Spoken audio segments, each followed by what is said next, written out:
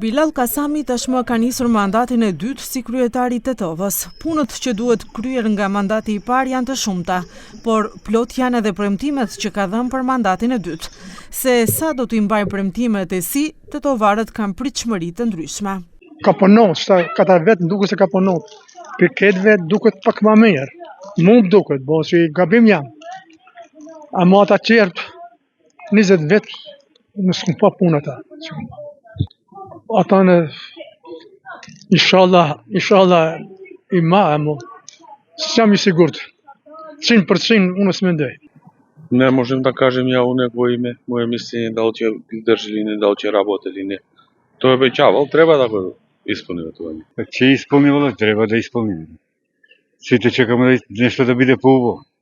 Да живееме подобро. Unë mendoj se do punojë edhe di mbaje premtimet se ashtu punon, nuk kanë dalë. Edhe shpresat i kam mëdhoja se do vazhdoje. Mendoj ka punu para.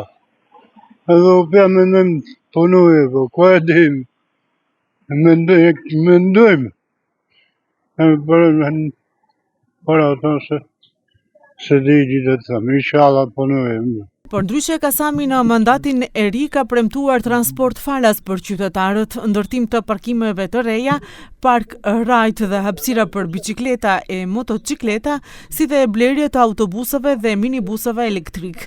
Ai planifikon ndërtimin e stacioneve moderne të autobuseve, nën stacioneve ekologjike dhe investime të mëdha në shkolla dhe objekte të reja, pishina dhe salla sportive. Programi i tij përfshin gjithashtu subvencione për fëmijët dhe përmirësimin e infrastrukturës urbane, por nuk parashikon afate kohore për realizimin e premtimeve.